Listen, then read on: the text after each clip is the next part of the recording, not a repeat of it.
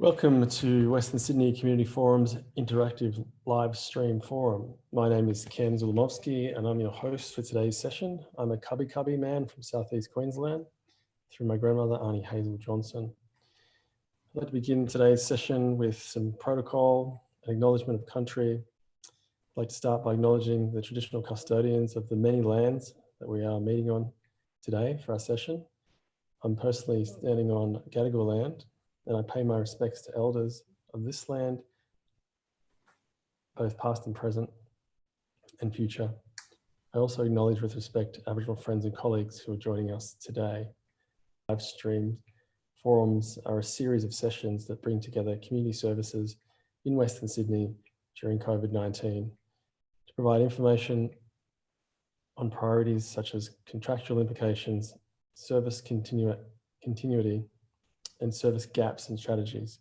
The sessions are designed to increase access to information and provide platforms for sharing resources and for sharing support. I want to acknowledge that there is an uncertainty around given the COVID-19 pandemic, and that many people are looking for support and to assist them in their adjustment throughout this unusual phase. And I want to acknowledge the important role of the social services industry and human services industry in supporting the communities who experience vulnerability and crisis. And many of the listeners and participants of today's session will be from the human and social services sectors. Today's session is around First Nations response to COVID-19. And to give a bit of background on that, we know that despite prolonged underfunding, the Aboriginal community control health and services sector has responded very rapidly and commendably to the COVID-19 outbreak, emphasising the importance and effectiveness of these services. Today's session will highlight examples of leadership in response to COVID-19, what the general community can learn from the First Nations response, and the role of agencies and institutions in providing appropriately informed and culturally safe care to First Nations Australians during and post COVID-19. I want to remind listeners that today is an opportunity to contribute to the conversation and ask questions. It is an interactive forum. Participants can contribute at any time by either raising the hand button on your device to join the queue, and then we'll invite you to share your question or your experience. If you prefer, you can click on the Q&A button on your device and type your comment or question, which I'll read out on your behalf. Comments and questions will be responded to on a first come, first served basis. We'll do our best to respond to all the questions throughout the session. And note that those joining on the live stream can also post comments and questions on the stream, and they'll be shared in the forum.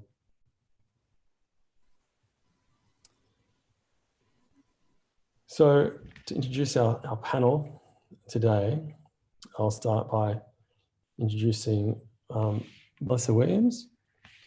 And she is the CEO of Gandangara, a local Aboriginal land council out there in Liverpool. And then I want to introduce Uncle Darryl Wright, who's the CEO of the Tharawal Corporation. That's down out there in Ayers. And then there's Associate Professor Megan Williams, who's joining us from the University of Sydney. Now, the panelists are here to enrich the conversation today. They'll be responding to questions from participants. So feel free to direct your questions to the panelists individually or to myself, and we'll make every attempt to answer them.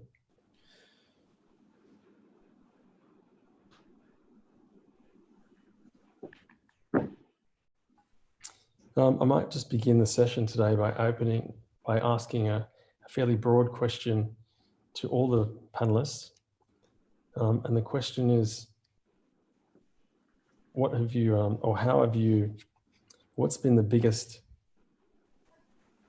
adjustment that you have had to make since the COVID-19 pandemic began in January, February? I might direct that question to you, Art, to begin with, Uncle Darryl. Yeah, I think the biggest thing is making our community understand the importance of what the change we have to make in regards to coronavirus, and getting our elders to understand it and the importance of isolation, and then keeping in contact with them, and changing the work structure for clients when they come in, or they can't come in, and doing testing, that we're not forgetting about them. We do drive-in and we do phone-in.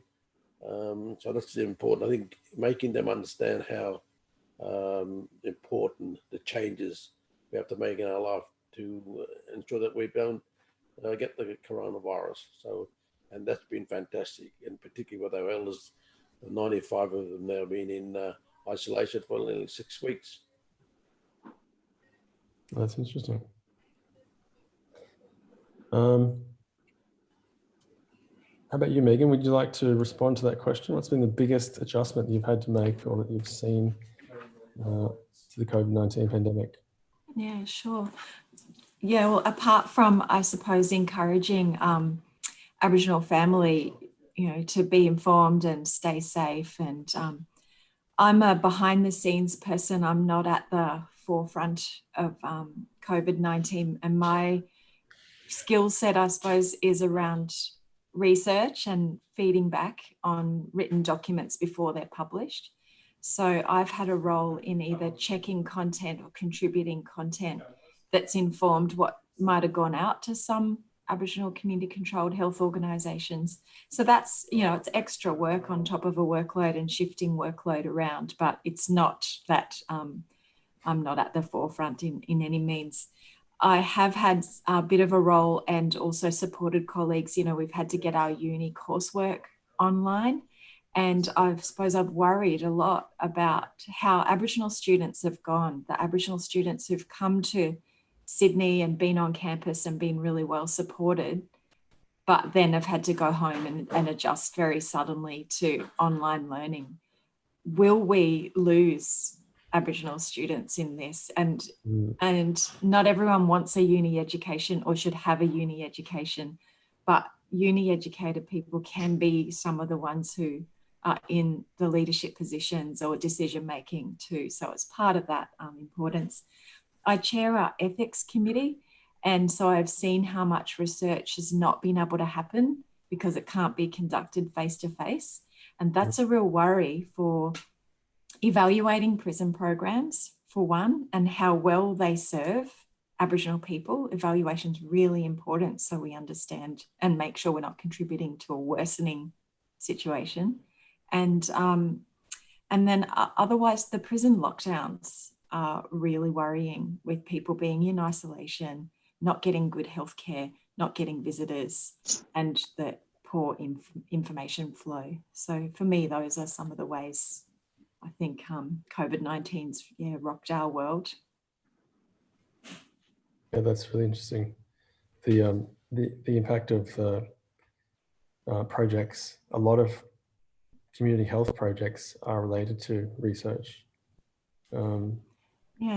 They're the behind the scenes. They're part of what props things up. They're not the be all and end all, and then not the hardest. Hardest hit, but part of the fabric, I suppose, that's not really seen. Well, I have a really good example of that. I was doing some work at the Sydney University Brain and Mind Centre, and we were working on a project that was a technology-based mental health project, and it was an app that you were able to download, that you could answer a few questions that would give you a kind of preliminary assessment, and then it would triage you and link you to a whole bunch of different services. So you get almost instant response and instant support. And we were just about to go out to community and run some user testing, some face-to-face workshops to trial what we put together, and all that had to be shut down because of COVID-19. Yeah, and they're not as full on as, you know, people who really are affected or in hospital, but there's going to be a lot of ground to catch back up on, I suppose. And I think for, say, Aboriginal people in prison and prison research run by Aboriginal people, it's already quite fragile, not very well funded, takes a lot of scaffolding to make sure that it can happen. And I just say that because, you know, prisoners are at great risk and also so overrepresented, our mob in prisons, that we need all the help we can get to ensure that there's better care for prisoners. Thanks, Megan. I'm going to go to Melissa in a moment. I just want to mention that today's forum is very much focused on Western Sydney community and the human and social services sector challenges in Western Sydney. But we have had a lot of interest in this forum already from around the country, in particular Northern Territory and North Queensland. So I know that there are people sort of listening, participating from around the country who might have their own experiences, good and bad, and might have some valuable lessons that they want to share with us. So feel free to ask a question through the Q&A option. We'll share it with the panel. So over to you, Melissa. What's been your biggest adjustment since the beginning of this pandemic? Yeah, so I'm over here in the lands of the Cabral people, and pay my respects to their elders past and present, and of course colleagues today and all Aboriginal Torres Strait Islander people. So Gandangara Local Aboriginal Land Council, we're part of Greater Western Sydney. You've got the largest urban population of Aboriginal people in the country. So these are very unusually stressful times for everyone, but especially Australia's first people. And we have many who didn't have enough before the pandemic, let alone when this pandemic struck.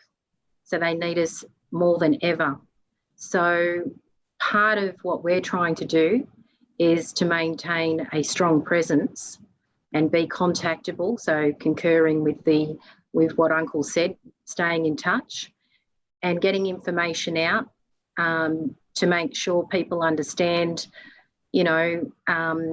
if you're falling in those segments, particularly the 50 plus and the 70 plus, you are vulnerable. And we're just, we're here for our members and our community. We were here yesterday, we're here today, and we'll be here tomorrow. So basically we're saying anyone that needs comfort, need a helping hand to cope, some honest advice and information, reassurance, protection, someone who cares and willing to listen and have a yarn, that we're here. We have a health service, we have a health brokerage service and transport, all part of essential services. And, I guess we're following strict infection control procedures, but we've split our teams to make sure there's always a backup just in case anything catastrophic happens. But we're taking measures to, with our transport, we'll do some deliveries, practice the social distancing, making sure we can get care boxes, food boxes out to, those who are most vulnerable, and just keeping in touch and making sure that, for those who haven't got, any symptoms resembling COVID, that they can be treated at our health service. Social media has been key, but of course a lot of our elders aren't on the new latest technology gadgets. So we're in contact. Yeah, thanks, Melissa. That's a really powerful response, and I was thinking about which themes that actually fits in. It fits in many of the themes of today's session. It certainly fits with the importance and effectiveness of our services that are already on the ground. Many of them are very, very stretched, despite the prolonged underfunding. they are incredibly important to our communities. It also speaks to First Nations leadership in response to this pandemic, and flexibility of service delivery. Yeah. And we've seen many examples across the country about that, in particular in the early months, January, February, where some communities responded extremely quickly before government guidelines, or before government guidelines were passed, and directives were given to us all to start to change our normal way of living.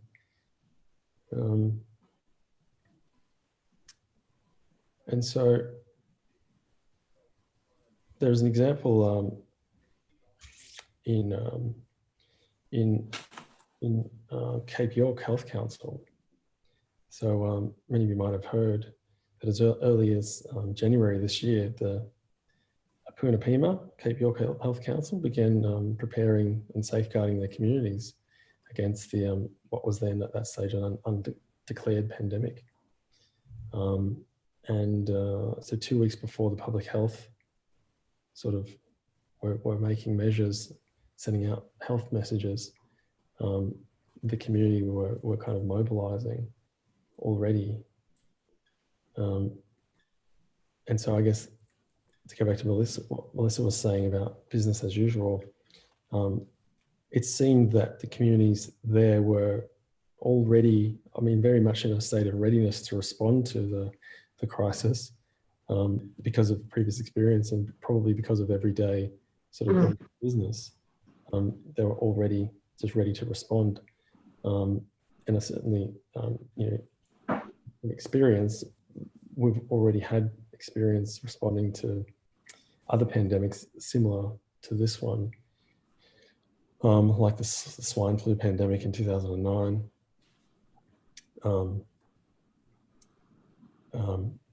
And the threat of Zika in the tropical north that happened. And so when the COVID hit our communities, the communities were already sort of had a lot of experience. And so certainly, just going back to your comment as well about looking after our elders, and the rapid response of services, like you've indicated, how have you found interacting with the human services sector or the social services? How have you found the collaboration support from them in working with you to this point? You're talking to me? Yeah. Say that again? Yeah, how have you found the collaborating with the services, social services and human services sector in sort of protecting our elders, and the response that your service has taken? Have you found it? Has it been easier or challenging to work in collaboration with other services, the mainstream services? No, look, we have a very good relationship with all the services in the Western Sydney area, particularly in Campbelltown and in Liverpool. And particularly with area health, we've probably got the best relationship than any other medical service in a local health district in Australia. We communicate on a regular basis, and for other programs with the police and with the Centrelink, they all come in. They spend time here and with their services. So we always communicate, I think, and that's the important part of it, because we want to make sure that all those services, our community come to that. And we still have the young ones come here, but they still have to be, stay that distance from each other. And when Centrelink or housing come here, so our communication with all those services is daily and a good relationship. I think that's why the service is going so well. Yeah, we know that, getting back to the theme of the discussion, closing the gap during COVID-19. We know that a lot of the close the gap targets, we know that there's huge challenges in closing the gap targets, and we know that part of the challenge to meet those targets is getting services to work together and to share resources and to share expertise and sometimes funding. What I'm hearing is you have built really good relationships with the Area Health Service, local health districts, and other collaborators. That's been a major challenge for a lot of services, is to actually build solid relationships. So, can you share with us what your successes and what your approaches has been to build those relationships? Well, you have to have a discussion with them. At times you have to have straightforward discussions, which gets into arguments. But the thing is that we have to think about the outcomes, what that will have, the good outcomes, how important that will spread to the community, and regular meetings. And in fact, at 7 o'clock this morning, I had a meeting with the Aboriginal Director of Area Health, and we do that on a regular basis. 7 o'clock this morning, I could ring the CEO up like at 6 o'clock in the morning. So that relationship has an effect on my organisation, which has a greater effect on our community. So we have to maintain that, and that's a responsibility of mine to ensure that those things happen. And then same with the board, and all it's being passed down to the board in meetings. So we have about 30 MOUs, and all those are with non-Aboriginal organisation, because we want them to be part of this service to learn about Aboriginal culture and Aboriginal health and how difficult it is. And we've got control of those MOUs. If it's not working, we cancel them, because we don't want them to be part of a service that not doing what we want them to do. So we got the power, and we should have the power, because we are the First Nation people. We got to close the gap, and they want to be. And the only way to close the gap is to have a good service with all those, with Ariel, with docs, with fax, and the division of GP or PHN. It's important to have those MOUs, but they want to be keep up to what we put in those MOUs, and you monitor them all the time, on a yearly basis. Yeah, that's outstanding. We've got a question coming through the Q&A. Question from Sharon Roach. And before we get to Sharon's question, I'm just the model of leadership you've got there, the relationships you've built with the local health district and other collaborators is outstanding, because I know that, especially with my experience working in community control for 10 years, that we used to say that partnerships were only ever as good as the relationships between the partners, and particularly between AMSs and the local health district or area health services. So you've got a fantastic relationship if you've got that kind of weekly connection, and with the CEOs or with the board. That's phenomenal, and it kind of speaks to one of the points of our theme today, which is Indigenous leadership through COVID-19. So through the initiative, because I'm sure you're very busy, you don't have to get up at 6 a.m. or 7 a.m. to do these meetings. You've got tons of other things to do running community service. And sometimes meetings can be a little bit administrative, and sometimes ineffective. But so you've got a formula and a strategy there that seems to be working really well. And the meetings are just not talk fests. They're meetings that end up that produce action. And I go into those meetings, I don't want to go there and waste my time, because my time is invaluable. Right. Right to the point, rather than beat around the bush. Yeah. Right. So I encourage anyone out there who's who's got some troubles with relationships to follow Uncle Darryl's leadership there, and not be afraid to ask for what they need directly. Right.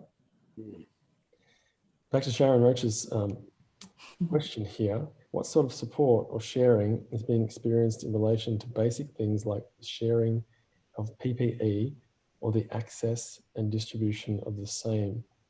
So PPE, Sharon, does anyone know what PPE is? PPE? Yeah, that's your equipment. Personal protective equipment. That's you. Yeah, it's your basic equipment to operate, particularly with strict infection control procedures. You know, your gloves, your masks, your sanitizers. So what sort of support is being experienced with basic things like the sharing? How have you found access to those? Yeah, have you had enough access to those, Melissa, and have you run out, Uncle Darryl? Or What? Look, it's not only just now that these things should be happening. They should be all around all times. And what we've been doing over the last 10 years is talking about creativity. You know, let your mind run and free like the wind, but be prepared. And then let new ideas come in. And when there's something come up like this, the staff are ready and they think about the next step. They're not to stop and do anything, but what we do next. And it's just like this with the coronavirus. You got the area health there, you got the PHN, and where you get this sort of help. But we want to be able to do it ourselves. So we explore other option all around and get it. So we've got plenty, and you know, so it's all there. It's like finding like a black tracker. You got to be good at it. Yeah. And I've seen people make masks as well, Aboriginal fabric print or painted onto. Yeah. I concur with Uncle Darryl in that circumstance. You know, we're pretty lucky out here in Liverpool, and of course our footprint covers 6 local government areas from Bankstown right out to Sutherland. So we've been lucky in our own backyard to be able to procure the equipment required to run a busy medical practice each day and health brokerage, and obviously from our transport perspective too. So I do thank the local community and, you know, banding together to make sure that we've got the supplies on deck that we need. Like Uncle Darryl said, we've also got great relationships. I truly believe you do business with people. And at the top of our mind always is, what is it like to be in this partnership? What does it mean? And so if we can start unpacking what does it mean to be in partnership and whether we consider it to be a mutually beneficial partnership, whether it be with our local hospitals or, you know, the primary health networks, etc. Once you establish that basis from a legitimacy perspective, then the things, you know, then it's not too hard to get great relationships with wonderful communication. But I do think it's important to have agreements, but not fluffy agreements. Agreements that demonstrate accountability in the relationship. So, Melissa, the strong theme of accountability there with your collaborators. Exactly.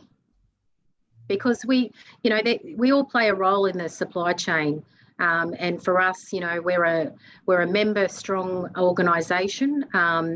You know, we're a member-based service, and you know, we're here to deliver outcomes with impact to our local community, and it's all about having a accountability in the equation. And to me, you know, closing the gap starts with supporting your community-controlled organisations to be the best they can be. We're lucky enough to, you know, be strong in culture and be strong in our ethical position organisationally. We're financially independent and strategically, but that doesn't mean we don't need assistance, because we do from our partners. And there's a role for everybody. Australia's still got a gap and widening in many of the areas, and we need all people in the equation. But we need all people having unity in community.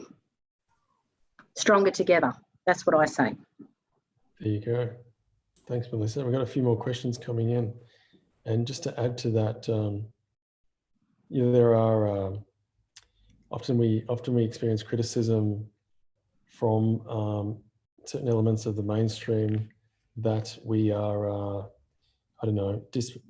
we are not using the resources effectively, or that so many resources go to us, and we are often blamed for what seemed to be a little progress, or we often get blamed for the closing up targets not being met, and often there's a bit of a misconception out there about what portion of the funds actually goes to Indigenous community control organisations and to our mob versus what proportion might go to other elements of the social services sectors.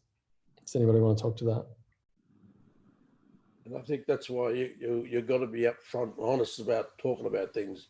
Because what they should be thinking about all the time, the non-Aboriginal people, is that, number one, the First Nation people, about our health condition, about colonisation, what caused all this sort of stuff. So you should be thinking wow, let's think about the Aboriginal people, Indigenous people of this country first, because that's what we need. And thinking like that. And that's the only way to create that, is to have that relationship in the community. Well, there's a $2.3 billion welfare economy in Western Sydney, and that's an extremely large amount of money. And for your services as CEOs, you would have some idea of the budgets of those organisations, and I imagine nowhere near to the extent of billions of dollars, or even even tens of millions of dollars.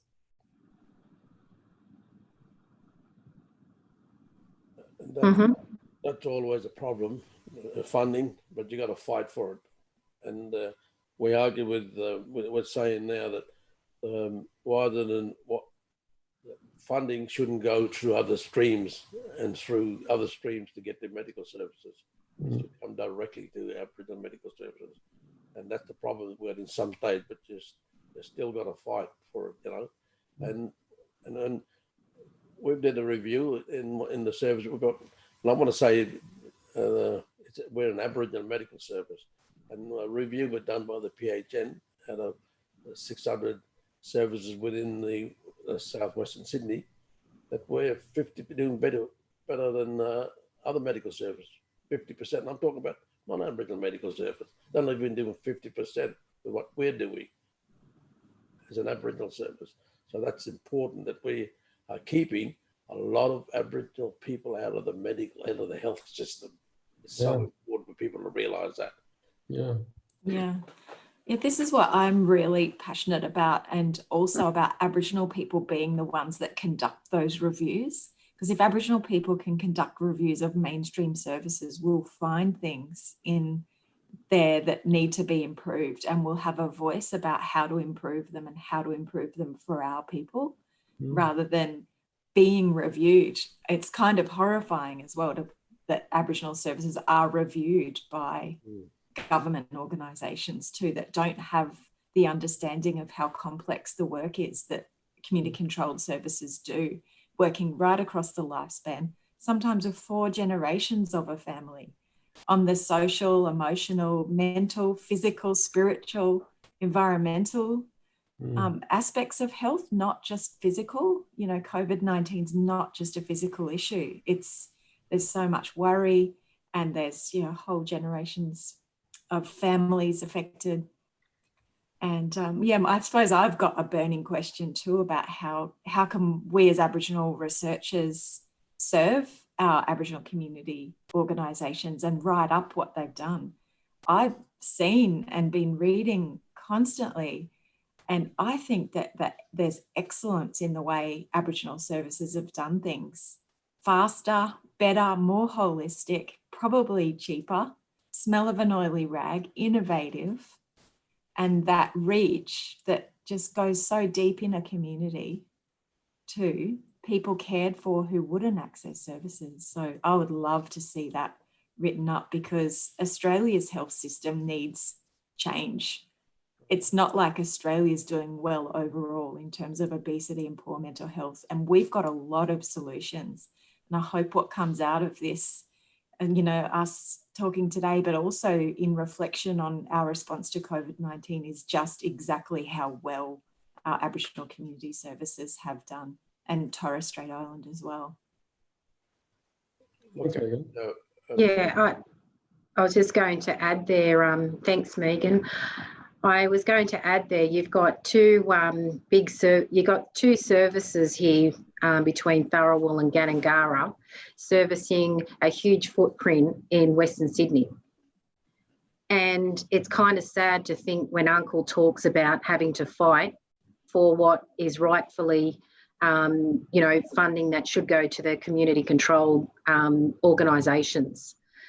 On the front line, on a day-to-day, that are in the best position to address the mental, physical, emotional and financial burden on our community. So you've got proven track records there, and, you know, we've got some great partnerships, but there's also a need for more because we're servicing the front line. So that's the call out. And I think anyone that addresses that issue in the call out is leadership. Yeah. Well, I know that, you know, this is the day of, this is the age of Indigenous businesses, and I know a lot of consultants are actually out there trying to help patch up some of those gaps, particularly in community engagement. You know, helping the not-for-profit sector, the human services sector, helping them try to engage into communities. You know, I mean, AMS's community control health working to its capacity and beyond its capacity. Yeah. And is always calling out for more and more help. And then there's other elements of the human services sector. There is something like 57,000 registered charities in Australia. A lot of them are in Western Sydney. There is a welfare economy of, like I said, $2.3 billion. There's an army of social services workers and services out there, but yet how is it that, you know, Gandangara is struggling and, you know, struggling for more help and more support and more collaboration? And how is it that, you know, Tharawal is not 5 times, 10 times bigger than what it is today? You know, it should be much, much bigger. So there's a lot of room there, isn't there, for innovation and development, like Megan said, of our health sector. Yeah, but it's tiresome too, though, to be the educators of, you know, professionals who've, say, been through university, been through good training, are in well-paid positions, who are underconfident dealing with Aboriginal Torres Strait Islander issues or people, who will say, how many times have we heard, I don't want to say the wrong thing. I don't want to be offensive, or do I look you in the eye or don't I? Who don't know basics about engaging well and respectfully with us, who are really challenged by the history of this country. So we need more training. You know, I think there's bits and pieces of training around, but I'm asked regularly, how do I get some basic info and training? That's right. And out there. Yeah, and then going on from what Megan's saying, just looking at, you know, when people are oppressed and, you know, the welfare economy, and that's because the spirit's not strong. Whether I'm looking at the bush tucker background or I'm looking at Uncle's beautiful artwork in the background, it's keeping people's spiritually strong, and that's everyone's business, because we share country. We have the oldest surviving culture in the world, and that's a different narrative for Australia. It's also a competitive advantage for this nation. And who wouldn't want to, you know, share country with such a wonderful, you know, asset to have? So that's what we should be looking at, is a different narrative, and, you know, treating First people respectfully, and, you know, and their rightful place.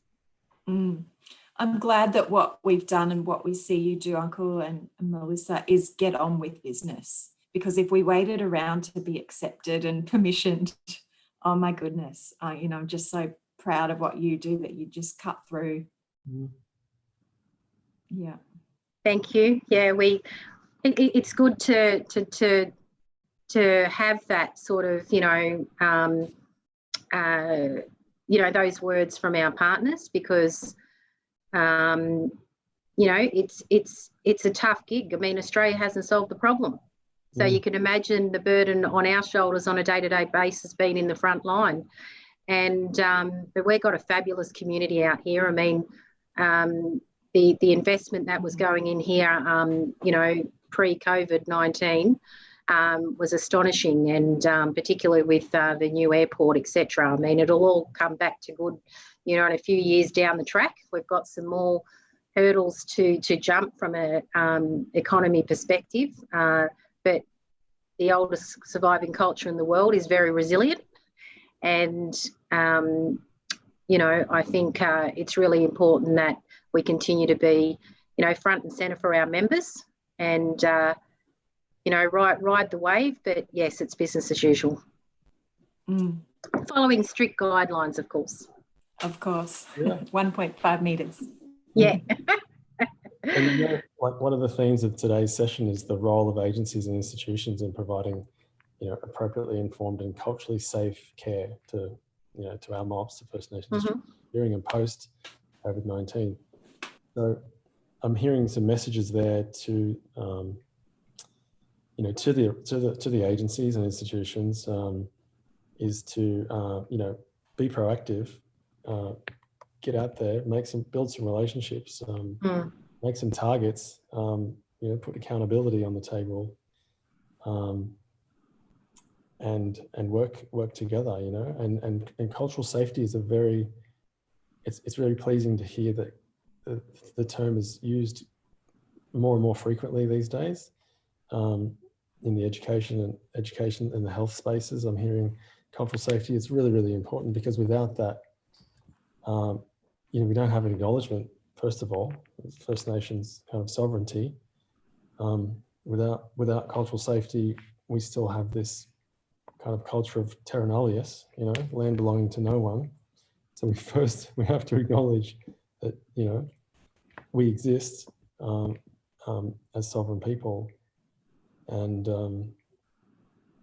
then we can begin to build the frameworks around acknowledgement that we exist and that we're important, and we're part of part of everything, part of the processes, and part of the solutions, as you were saying, with the research and review element of it. So I think it's finding that little bit of time and space and partnerships to really, tell the stories of excellence, of resilience, of how the organisations have really pushed through. Met the needs of people, all the intricate little ways you would have done that are going to be invisible unless, people like me, Aboriginal nerds like me, can help tell the story, I suppose, and showcase that to the world, because, like I said before, I think, the world needs those stories for it to progress as well, keep progressing. But yeah, I think I'm keen to hear a few more specifics, like in terms of the models of care, like what else have you done? Like food security is a big issue. Yeah, food. Do you mean in the COVID? Yeah. Do you mean during, during COVID? Yeah, well, we've split teams, so we always have a backup, which I think that's really important, just in case anything catastrophic happens. But it's also being able to service with those cultural capabilities.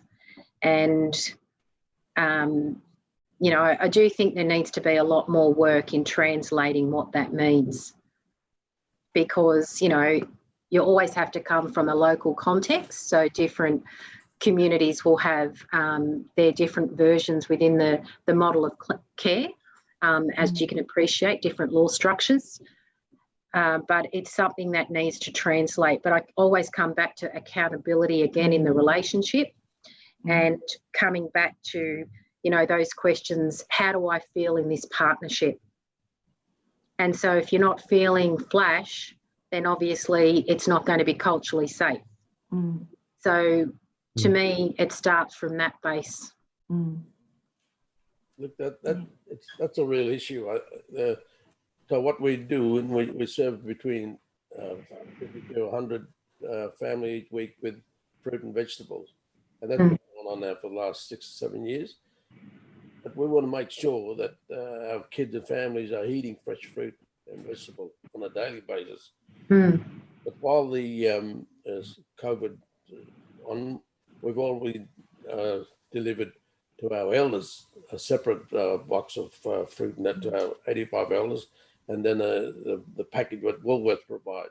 So that's important. But the problems that we got, because we were low, a lot of people on unemployment benefit and pensions in this region. It's like any other regions, but we need to service all and make them sure that they got the food in, so rather than going to takeaway shops. We've got a good educational stuff about living healthy lifestyle with all our kids, all our clients. And here at the service, when we have a lot of function and we engage with the community in a lot of function, and we make sure that we never have any food that's not healthy for our clients, like no salt, no sugar, wheat milk, not white bread and buns, and healthy food we serve up to the community. So that's that's known throughout the state, because a lot of people come to our function, but we have to do that all the time, because and people who haven't got transport can't get to the shop. If they want to go by bus, it's a 2-hour trip there and 2-hour back, and that's one of the things and reason why that our family go and get the fast food and that sort of stuff. So we're trying to cover all that stuff, but not only here, right across the country in terms of hydroponic growing of vegetables and fruit. We want to be able to open that up to the remote areas of Australia, because they're suffering too. So that's something big that we're getting into. Yeah, thanks, Uncle. You mentioned the remote parts of the country. We have a question by Dr. Timothy White. He says, "Hi, I'm up in Arakan country in far north Queensland." He said, "We're hoping that with the departure of the majority of the non-Indigenous workforce filling the trade and semi-skilled jobs in town," he's talking about the fly-in, fly-out mob, "that the community would be able to fill these roles and therefore be able to demonstrate capacity and independence." He said, "We were hoping that this might be a time that local governments and state governments would look for local-based community solutions." He said, "This unfortunately is not happening, and these opportunities for employment and leadership don't appear to be flowing down to Indigenous community members." Was this something that's also been seen in Western Sydney with the retraction of services due to COVID-19?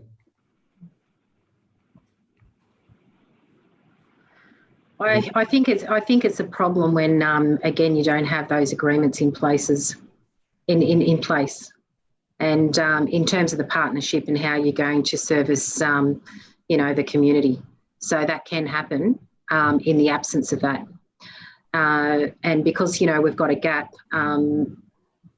that's required to make sure there's accountability. Like there's still, even though we talked about where the funding's going before, and we want to see community controlled have a bigger priority in terms of gaining access to funding where we can help our local community. There still is a shortage of PPE. Just because we've been able to be the trackers doesn't mean there isn't a shortage of things like PPE and other equipment, and in terms of servicing the food security issues, etc. So, but getting back to employment targets, as you know, most organisations in Australia has a gap in relation to First Peoples employment. And in the absence of hard targets and agreements and an understanding of what it takes to get success, not just on a 4-week basis, a 6-week, I mean, over the long term, sustainable employment, until that's done and put into an agreement, it's very difficult.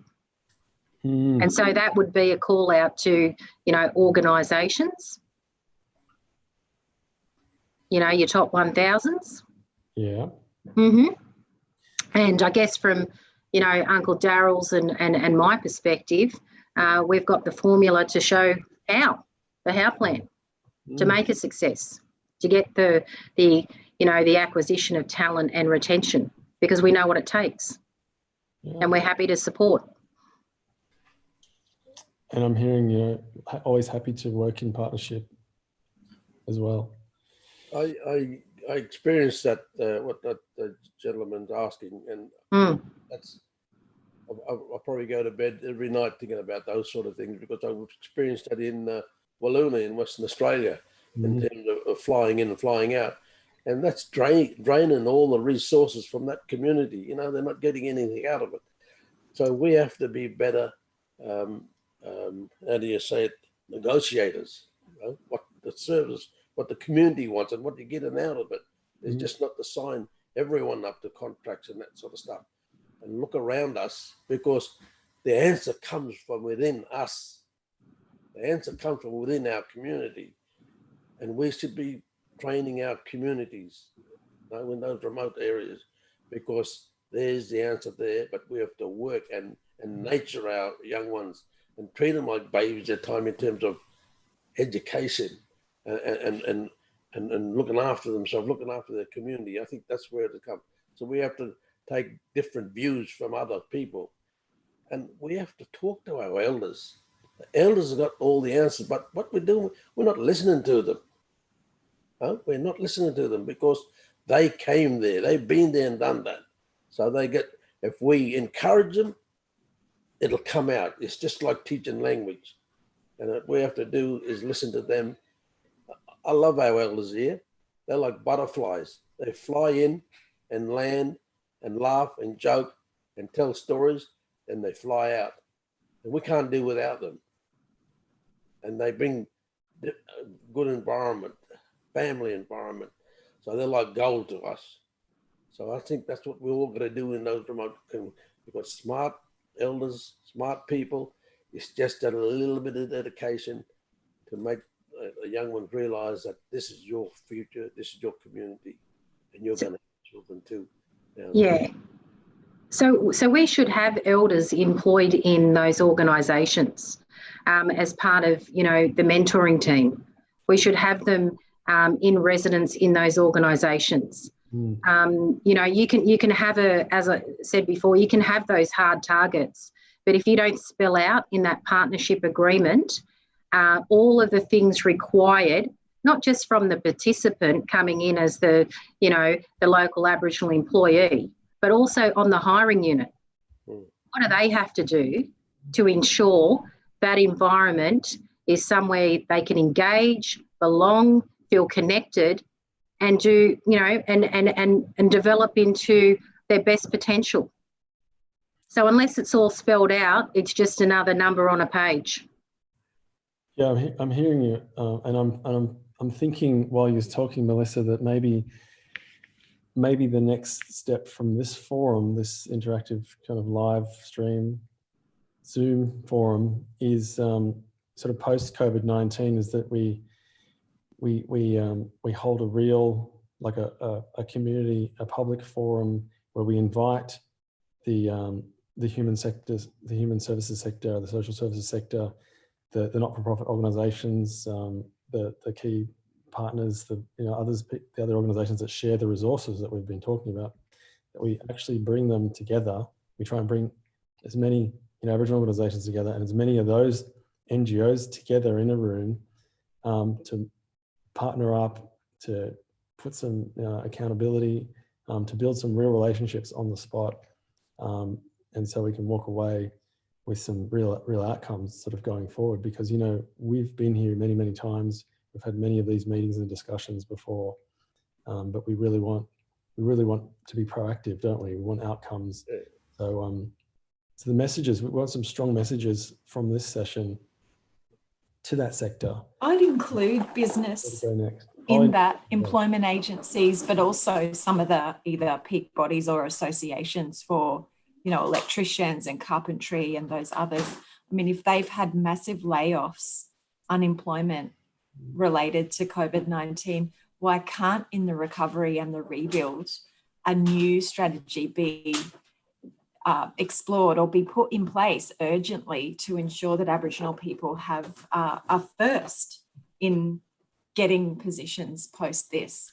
And if they can't, if we can't see our family members get jobs, you know, more targets, more proportion and more effort go into it. Let's ask the questions, why not? I'm sure we'll be given excuses back like they don't have enough training, they don't have the tickets, they don't have the qualifications. But if we know those things, we can put plans in place to make sure that people do get tickets and that entry in 12 months' time into the workforce, because our workforces are still going to be in recovery in 12 months' time. So we've got to push to have our people as part of the planning of recovery for those industries. Yeah, as part of attending, you know, there's a real commitment, and I agree with that, Megan. Industry is absolutely part of the solution, and you know, people are really struggling, as I said before, from a number of areas, but there's also been innovations as a result of COVID-19. And some of the most innovative people, of course, are the oldest surviving culture in the world. And so we need to utilise that because we share country. And there's things to make this place better. So if we get it right for First People, we get Australia right. Yeah. Look, yeah. Forgive me, we'll need to wrap up fairly soon. Go ahead. The problem here too, when I come, is that to get the young ones motivated and get them into studying. So what we did over 5 years, we used to come to work on a Sunday and do training, do courses, you know, from agencies and get them certificates. And that is I've been so successful with our young ones, getting them, because they're our future. And what we did also with our constitution, we changed the constitution to make to a position on the board for young people, male and female. Now, 9 years ago, we started that, and now we got the deputy and as a young person. So we need to do something. We need to make them understand how important it is for them to do these sort of things. But we have to give them the support. That's right. And part of that's Thanks. not listening to the... Yeah, that's right. We had another comment from Antar come in. Tharawal food program is awesome. That's from Antar. High five, Uncle. Yeah. And another one from Antar, which was great initiative to put this webinar on with great leaders. Well done from your friends at Antar. So well done to Western Sydney Community Forum and to all of you who participated in the panel. To kind of wrap up in the spirit of First Nations leadership, pre and post COVID-19, and the conversation we've had about sort of moving forward and involving the human services sector, social services sector, including the employment space, could I put it to everyone on the panel today to perhaps make a commitment to meet again with the view of holding an event of some sort that incorporates the health, education, employment, and justice and the justice space to bring everybody together. Maybe we could actually lead a forum that might lead to some more collaboration out there with the other sectors. What do you think? Well, I think that lots of others are talking about, you know, there's the roadmap to recovery. There's a pretty good section on Indigenous people's leadership in recovery. So like something about, you know, recovery in Western Sydney.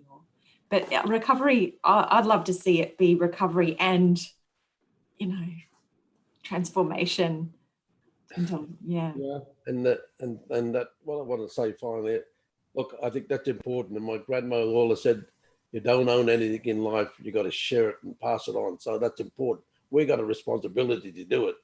And the other thing, finally, what I want to say is that it's important. Our success comes from good governance. And it's sadly that doesn't happen in Parliament or the corporate world. And how can we learn when there's those institutions and we, our young ones.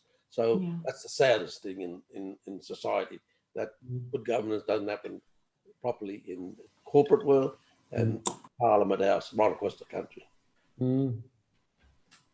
Yeah, accountability is a massive theme, isn't it? Keep showing them how it's done. Sharing that sentiment at this time. Melissa, would you like to finish with any final comments or words of advice to maybe the listeners? Pleasure to be on, and I'd just like to say that you know, if you need somebody who genuinely cares, Gandangara, Local Aboriginal Land Council, and all our entities are here for you. We're stronger together. I'm proud to be associated with a strong board, strong business, and a strong membership. So, and all in Greater Western Sydney, fantastic.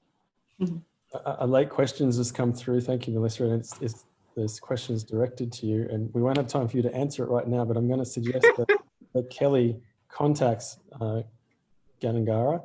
She's just asking, how is Gandangara supporting the Indigenous students within the Liverpool local government area? So I'm going to suggest that, Kelly, if you're listening, contact Melissa or Gandangara, get a conversation about that. We've got placements here. Good. And Megan, any words of advice, suggestions, ideas going forward? I think, my just trust in Aboriginal people's ways from good governance, and also from, you know, the history of working in ways that you have been in Western Sydney, is leadership. And I can only but hope that others listen in with an open mind, and that whatever we can do as Aboriginal researchers to help write up and convey your experiences, I think is going to be key to other industries and organisations rebuilding after this incredible experience that we've had. Yeah, brilliant. Another late comment from Carolyn Minchin in Canberra. She says, thank you, this session's been so helpful. And from Melody Muscat, who's in Far North Queensland, she says, thank you all for a deadly session. So thanks. Thanks, Mel. There's been a really good balance of, you know, from the Land Council, from the Aboriginal Medical Service, from an academic and research position, from myself as an Indigenous consultant. I guess my final words would be that, you know, a lot of the passion in developing my career as a consultant has come from seeing the gaps between the community control and the not-for-profit, and being frustrated about that lack of kind of engagement, you know. And there is a real opportunity for the Indigenous business space not to compete with, but to support and work really closely with the NGO and the corporations, our own mobs organisations. You know, it's just another development of strengths, another manifestation of the skill set.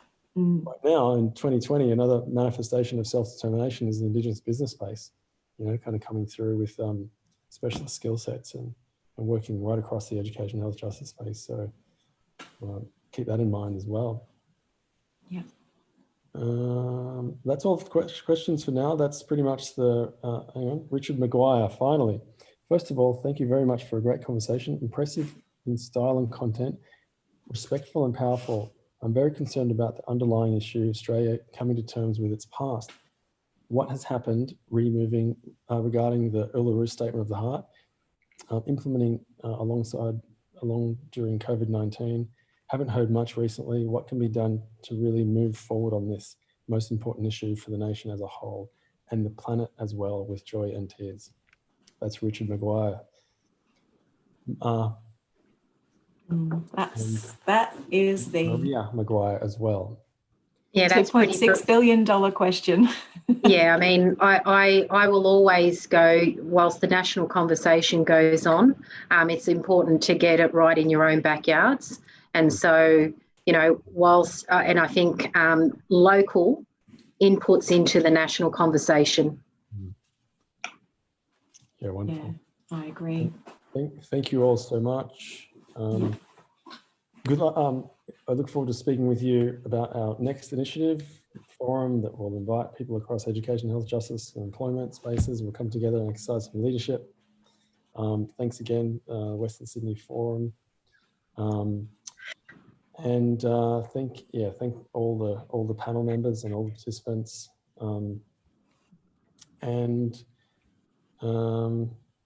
Just a reminder, the Western Sydney Community Forums has a range of services to support the community sector in Western Sydney during COVID-19. You know, some of its purpose and its aims. So some of those resources include an impact analysis to inform priority services, clearinghouse on services, service continuity during COVID-19, a Q&A portal, in-house rapid service continuity assistance, and representation and advocacy on key community priorities during this time. So contact the Western Sydney Community Forum for further questions or support. Thanks again to all of you attendees. Have a wonderful remainder of the COVID-19 pandemic. Enjoy the innovation and challenges that it presents. Always mindful of our wonderful elders and caring for them and the most vulnerable in our communities. Keep up fantastic work, and we look forward to the next event. Bye for now. Thank you very much. Thank you. Bye all. Bye, Melissa. Bye. Bye. Bye, Banka Darryl. Yeah. See you.